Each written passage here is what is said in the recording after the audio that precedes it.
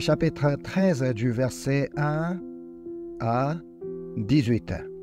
Abraham remonta d'Égypte vers le midi, lui, sa femme et tout ce qui lui appartenait, et Lot avec lui. Abraham était très riche en troupeaux, en argent et en or. Il dirigea ses marches du midi jusqu'à Bethel, jusqu'au lieu où était sa tente au commencement entre Bethel et Haï, au lieu où était l'autel qu'il avait fait précédemment. Et là, Abraham invoqua le nom de l'Éternel. Lot qui voyageait avec Abraham avait aussi des brebis, des bœufs et des tentes. Et la contrée était insuffisante pour qu'ils demeurassent ensemble, car leurs biens étaient si considérables qu'ils ne pouvaient demeurer ensemble. Il y eut querelle entre les bergers des troupeaux d'Abraham et les bergers des troupeaux de Lot. Les Cananéens et les Phérésiens habitaient alors dans le pays. Abraham dit à Lot, « Qu'il n'y ait point, je te prie, de dispute entre moi et toi, ni entre mes bergers et tes bergers, car nous sommes frères.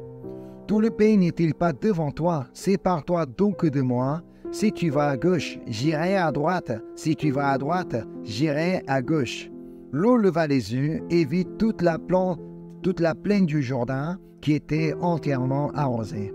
Avant que l'Éternel eût détruit Sodome et Gomorrhe, c'était jusqu'à soir comme un jardin de l'Éternel, comme le pays d'Égypte.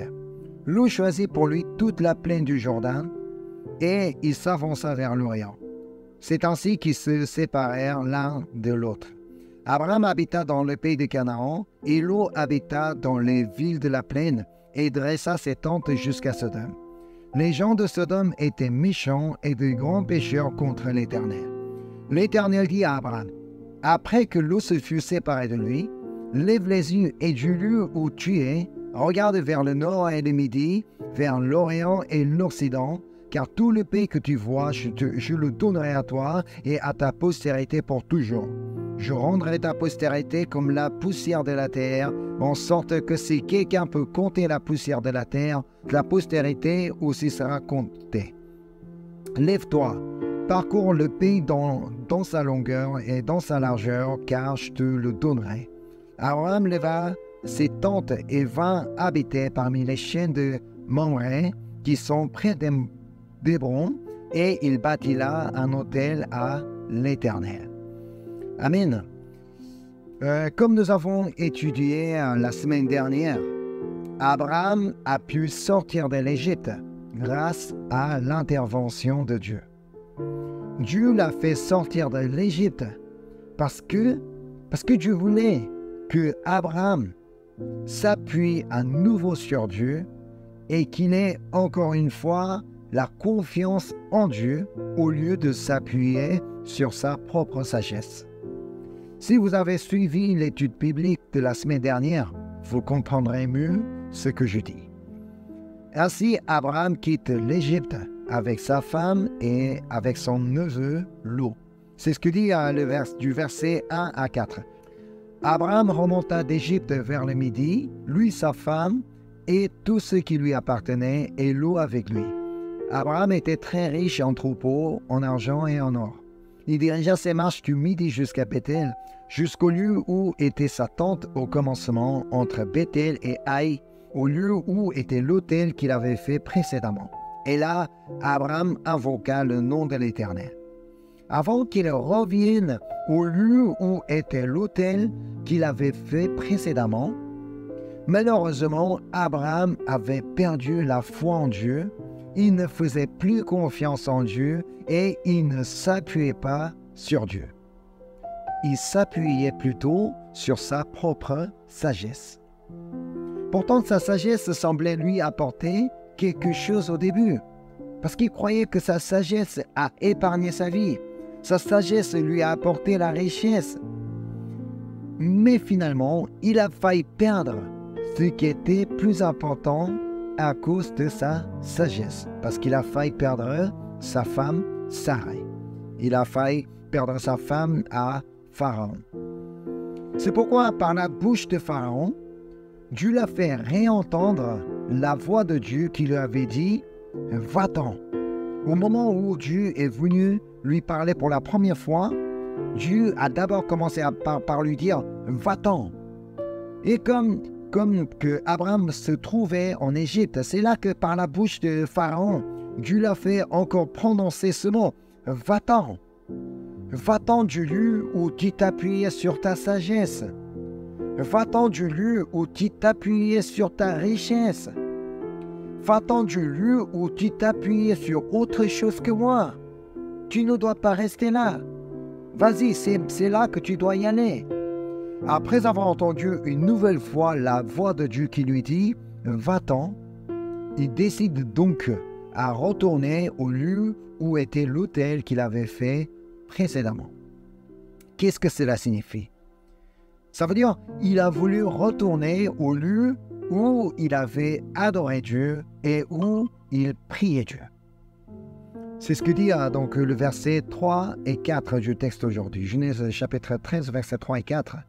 Il dirigea ses marches du midi jusqu'à Béthel, jusqu'au lieu où était sa tente au commencement entre Béthel et Haï, au lieu où était l'autel qu'il avait fait précédemment. Et là, Abraham invoqua le nom de l'Éternel. Le fait qu'il a dirigé ses marches jusqu'à Béthel est un point important. C'est la ville Béthel est important, car Béthel signifie la maison de Dieu. Béthel, c'est un mot composé avec le mot bêtise et elle, donc qui signifie la maison et Dieu. Ce qui fait Béthel qui signifie la maison de Dieu. Alors, Abraham a quitté le lieu où il s'appuyait sur sa propre sagesse pour se rendre à la maison de Dieu, vers le lieu où il avait adoré Dieu. Parce qu'il voulait à nouveau croire en Dieu, faire confiance en Dieu, s'appuyer sur Dieu dans l'adoration et dans la prière. Ça veut dire donc qu'il a voulu retrouver sa foi, il a voulu retrouver son statut d'adorateur. Lorsque Dieu nous dit « va-t'en », c'est pour qu'on aille au lieu où on ne peut que nous appuyer que sur lui. Ça a été le cas du peuple d'Israël. Dieu voulait qu'ils aillent au désert où ils ne peuvent que s'appuyer sur lui. Dans le désert, on ne peut pas appuyer sur qui que ce soit. Sur la richesse ne sert à rien du tout dans le désert. Même la sagesse, l'intelligence, ça ne sert à rien du tout dans le désert. Le désert, c'est le lieu où on ne peut que nous appuyer sur Dieu. De même, quand Dieu nous dit « va-t'en », c'est pour nous faire quitter le lieu où on s'appuyait sur autre chose que Dieu et pour aller au lieu où on ne peut que s'appuyer sur Dieu. Vous comprenez donc, le désert n'est pas un lieu de malédiction ni un lieu de malheur. Non, le désert est plutôt un lieu de bénédiction. Parce que c'est dans celui-là qu'on peut rencontrer Dieu. C'est là qu'on peut voir manifester la puissance de Dieu, la présence de Dieu. Parce que le désert est la maison de Dieu. Autrement, l'Église. C'est ce que dit les Actes chapitre 7, verset 38.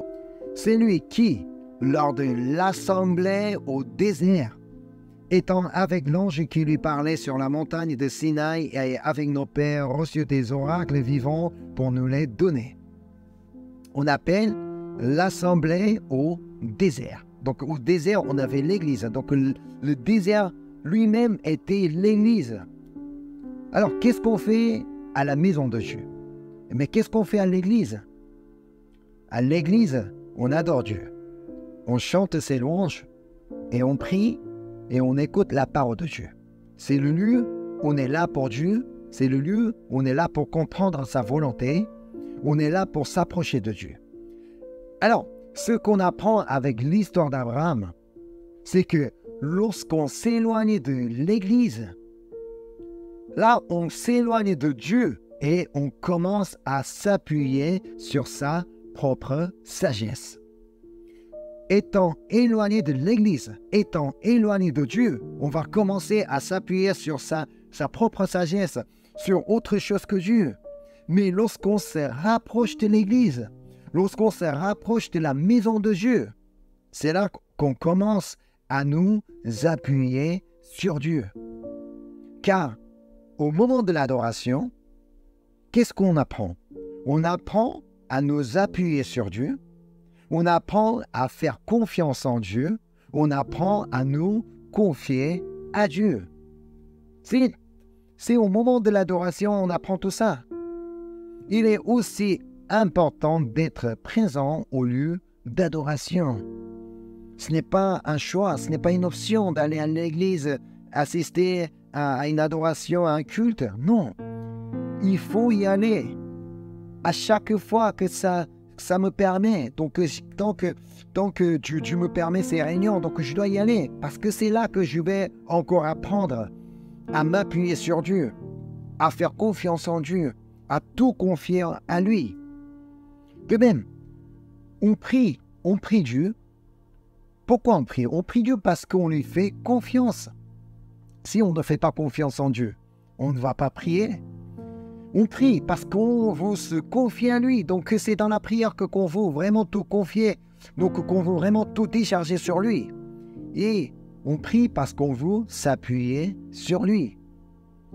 Si on s'arrête de prier, c'est pareil. Si on s'arrête de prier, donc on va commencer à nous appuyer sur notre sagesse, à autre chose que Dieu.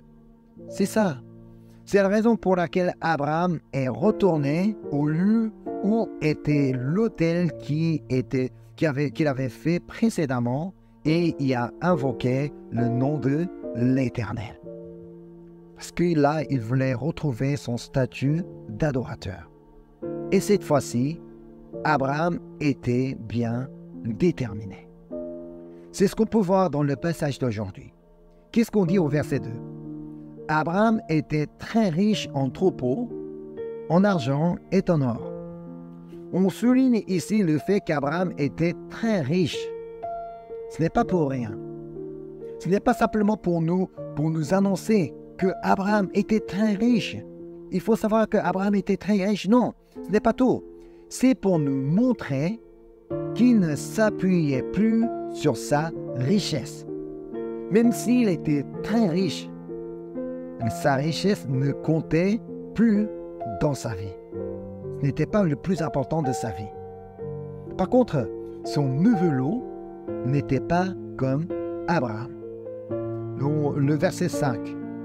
Lot, qui voyageait avec Abraham, avait aussi des brebis, des bœufs et des tentes. Ça veut dire, Lot était riche aussi, même s'il ne l'était pas comme son oncle.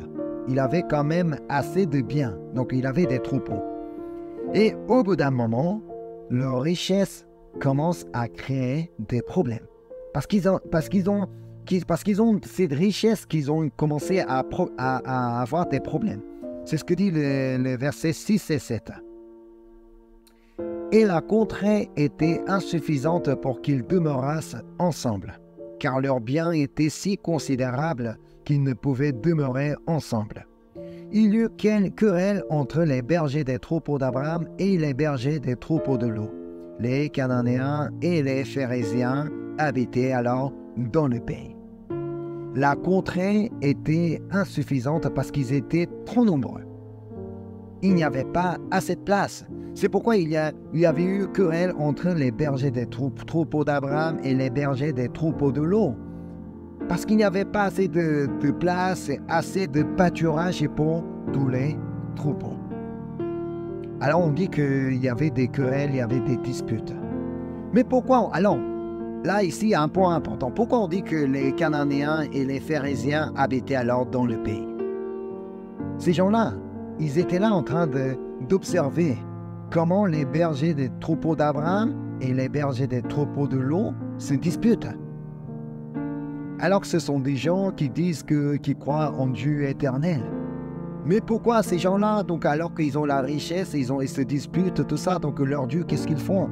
Mais pourquoi leur Dieu leur a donné la richesse, tout ça?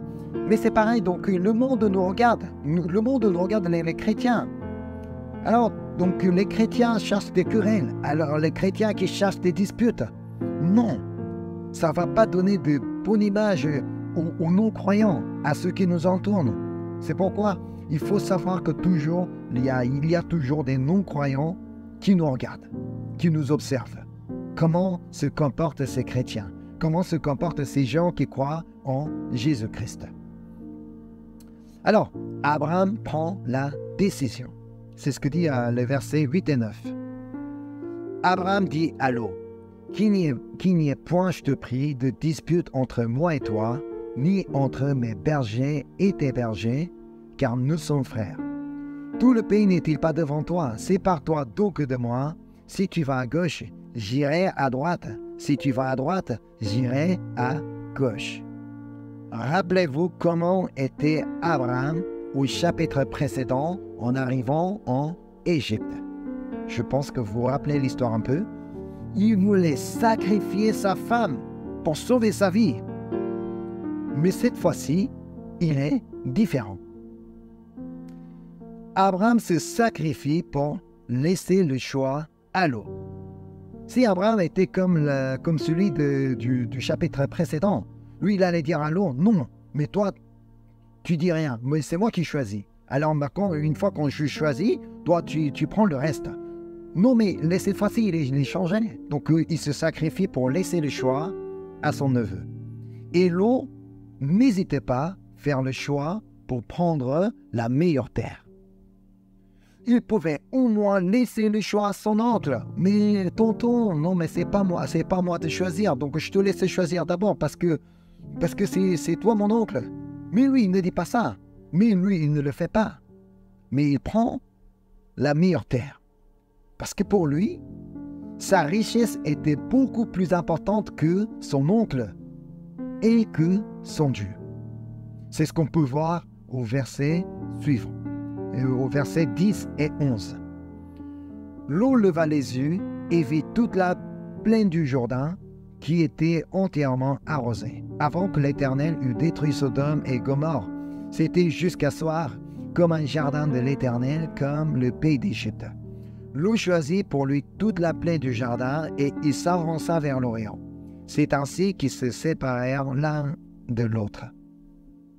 Lot a levé les yeux pour voir toute la plaine du Jourdain qui était entièrement arrosée. Ça nous apprend un point très important. Nous, on lève les yeux pour regarder quoi? Qu'est-ce qu'on regarde? Lorsqu'on lève les yeux, qu'est-ce qu'on regarde?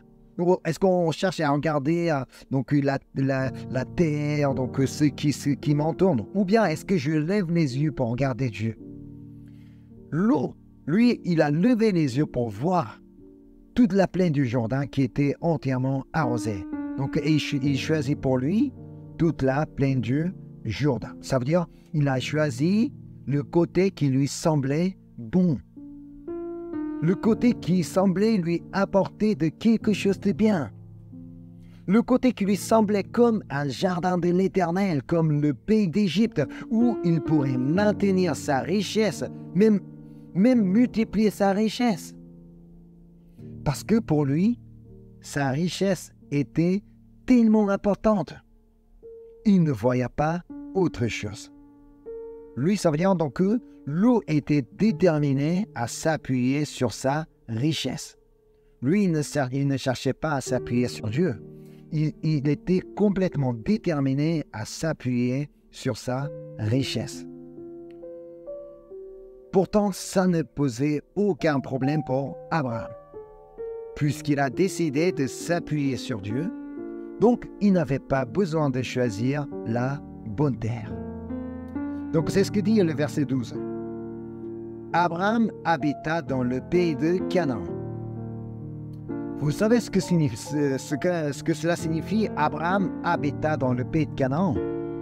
Vous comprendrez mieux en lisant Genèse chapitre 12, verset 10, au chapitre précédent, chapitre 12, verset 10.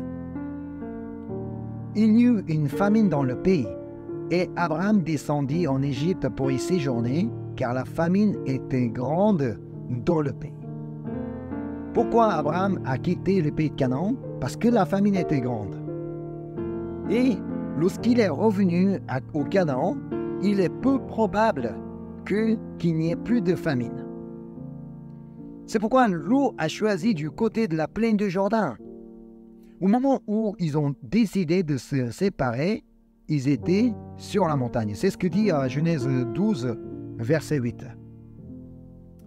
Il se transporta de là vers la montagne à l'orient de Béthel, et il dressa ses tentes, ayant Béthel à l'occident et Haï à l'orient.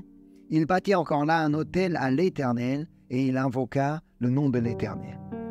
C'est à cet endroit ils étaient revenus. Ils étaient là donc sur la montagne.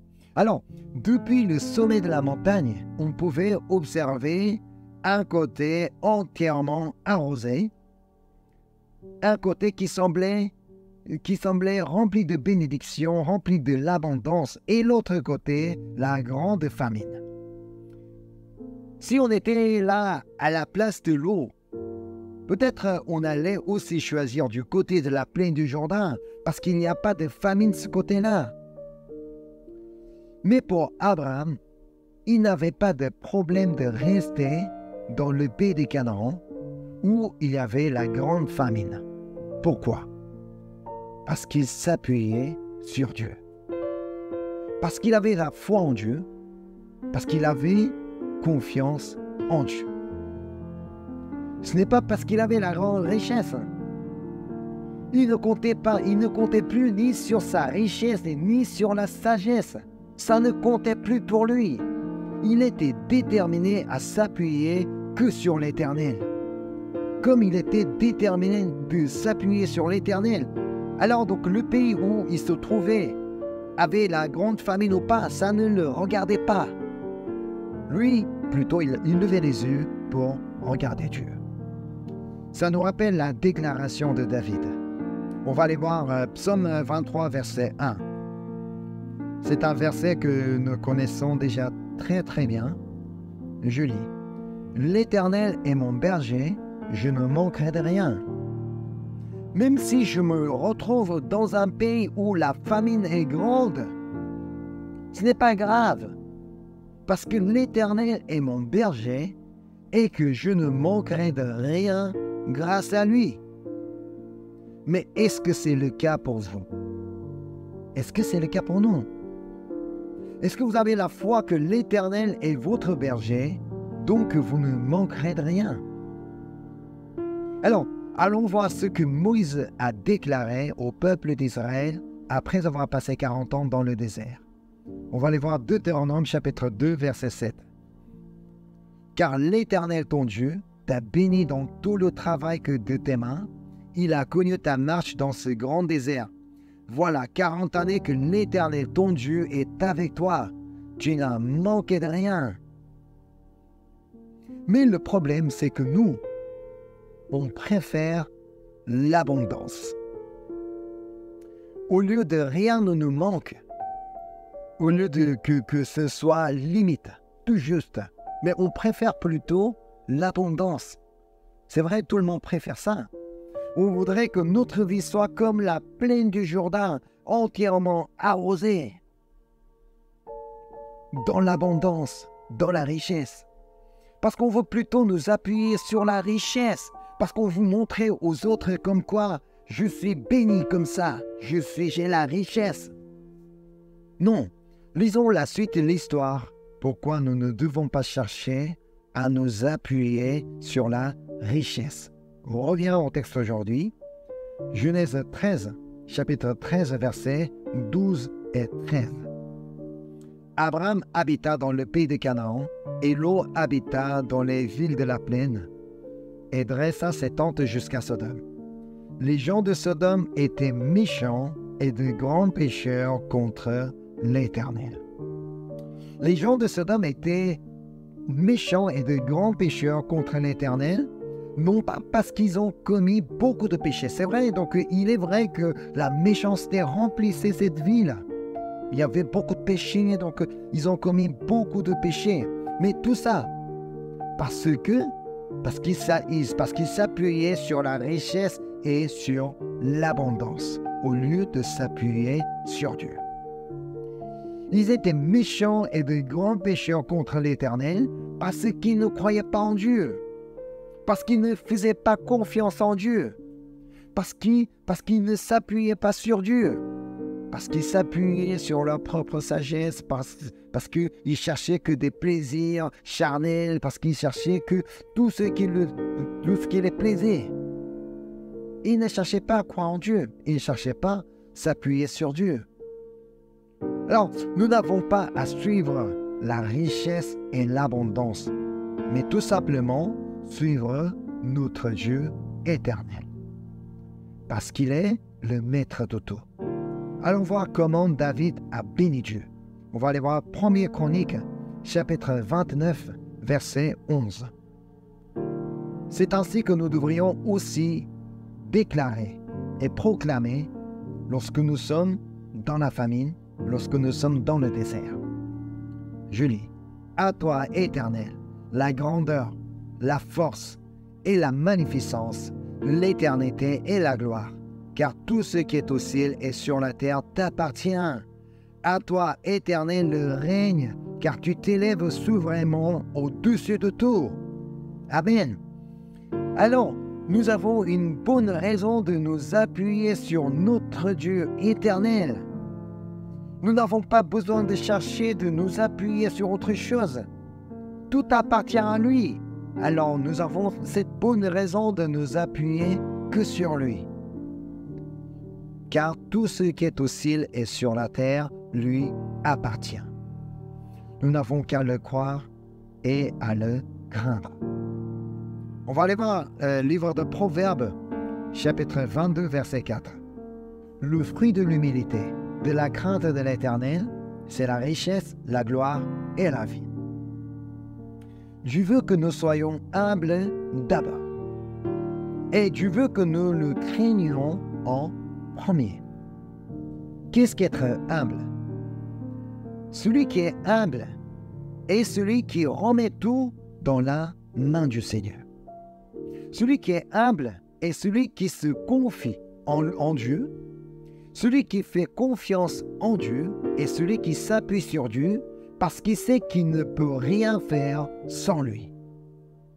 Celui qui reconnaît qu'il ne peut rien faire tout seul, alors à chaque moment de sa vie, celui qui cherche à s'appuyer sur Dieu, qui a tout confié à lui.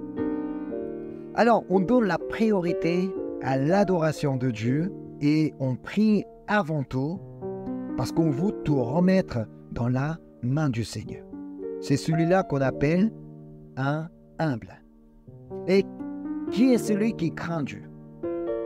Celui qui reconnaît que Dieu est le roi.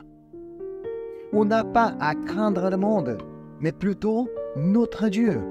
Nous devons craindre Dieu, pas le monde, parce qu'il est notre roi, parce qu'il est celui qui règne sur nous, parce que c'est celui qui vit sur nous, parce que c'est lui qui se bat à notre place. Le fruit de l'humilité, de la crainte de l'Éternel, c'est la richesse, la gloire et la vie. Nous ne devons pas d'abord chercher la richesse, la gloire et la vie. Nous n'avons qu'à chercher l'Éternel à qui tout appartient. Alors, c'est le fruit de l'humilité, de la crainte de l'Éternel. Ça va nous suivre. La richesse, la gloire et la vie. Et voici, c'est ce que Dieu promet à Abraham. On revient au texte aujourd'hui. Genèse chapitre 13, du verset 14 à 17. L'Éternel dit à Abraham, après que l'eau se fut séparée de lui, lève les yeux, et du lieu où tu es, regarde vers le nord et le midi, vers l'orient et l'occident, car tout le pays que tu vois, je le donnerai à toi et à ta postérité pour toujours. Je rendrai ta postérité comme la poussière de la terre, en sorte que si quelqu'un veut compter la poussière de la terre, ta postérité aussi sera comptée.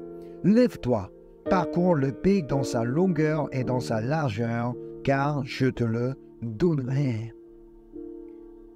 Il y a une différence.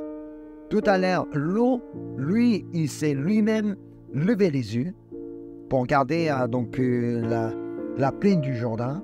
Mais cette fois-ci, c'est Dieu qui demande à Abraham de lever les yeux. Alors, nous n'avons qu'à regarder où Dieu nous demande de regarder. C'est un point très important. Dieu promet telle bénédiction à Abraham parce qu'il était humble et craignant Dieu et qui avait la foi en Dieu et qui s'appuyait sur Dieu. Alors, n'ayons pas peur de la famine ou du désert. Même si dans le pays où nous sommes, il y a une grande famine, même s'il me semble d'être dans le désert, nous n'avons pas à avoir peur. Même si nous vivons dans un pays où la famine est grande, ce n'est pas grave. Tant que Dieu est avec nous, rien ne manquera dans notre vie. Parce que c'est lui qui prend la responsabilité de notre vie. Parce que c'est lui qui gère notre vie. Parce que c'est lui qui règne sur nous. Partout où nous sommes, en toutes circonstances, nous n'avons qu'à adorer Dieu là où Dieu il nous a placés.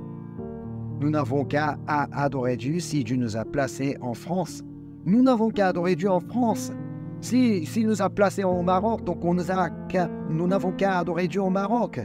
Si Dieu nous a placés au Congo, nous n'avons qu'à adorer Dieu au Congo. Peu importe l'environnement, la situation économique, tout ça. Nous n'avons qu'à lever les yeux vers l'Éternel. Et nous n'avons qu'à nous appuyer sur lui et nous n'avons qu'à l'adorer.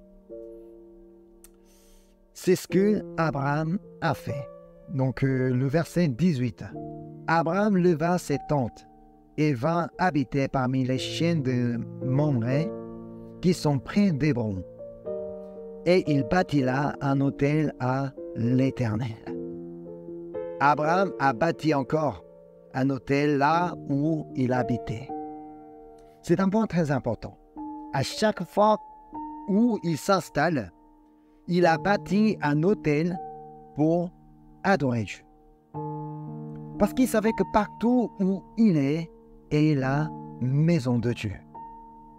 Là où on adore Dieu devient la maison de Dieu. Si on adore Dieu chez nous, c'est ma maison qui deviendra la maison de Dieu. Même dans le transport commun.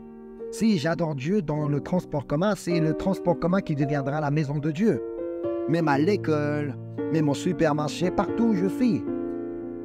De toute façon, Dieu est présent partout. Mais ça dépend de nous. Si on est là pour adorer Dieu, donc le lieu où on adore Dieu deviendra la maison de Dieu. C'est là deviendra Bethel. Alors, afin que nous puissions continuellement tout confier à Dieu et faire confiance en lui et nous appuyer sur lui, nous devons constamment adorer Dieu partout où nous sommes. Peu importe notre situation, peu importe notre environnement, partout où nous sommes, où Dieu nous a placés, nous devons toujours adorer Dieu. Parce que par l'adoration, on apprendra encore à nous confier à Dieu, on apprendra à faire confiance en Dieu et on apprendra à nous appuyer sur Dieu. Nous ne pouvons pas connaître les bénédictions que Dieu a préparées pour chacun de nous. Mais en attendant pour en recevoir, il nous est primordial de l'adorer partout où nous sommes, même si nous sommes dans le désert, même si nous sommes dans le pays où la famine est grande. Car par l'adoration, on apprendra à nouveau à nous appuyer sur Dieu.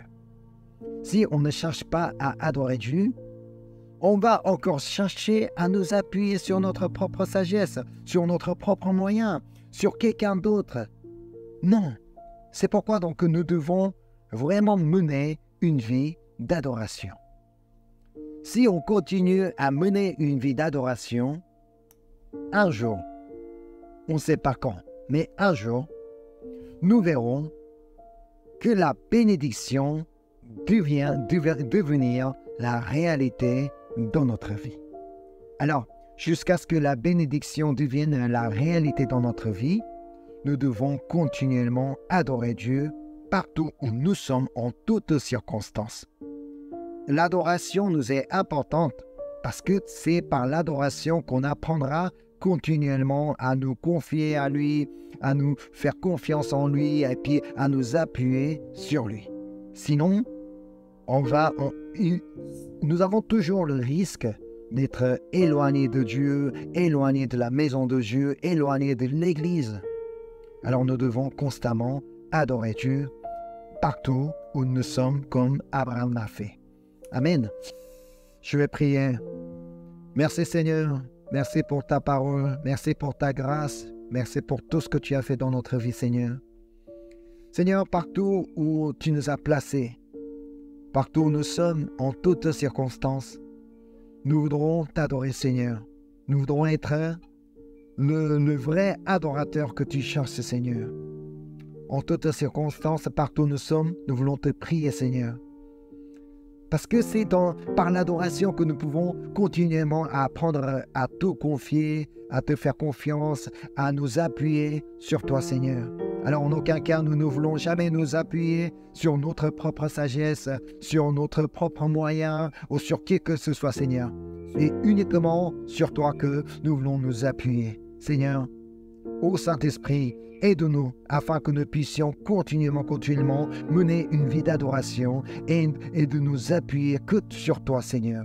Merci pour ta parole, merci pour ta grâce, merci pour tout ce que tu vas encore réaliser dans notre vie. Et je te prie au nom de Jésus-Christ. Amen.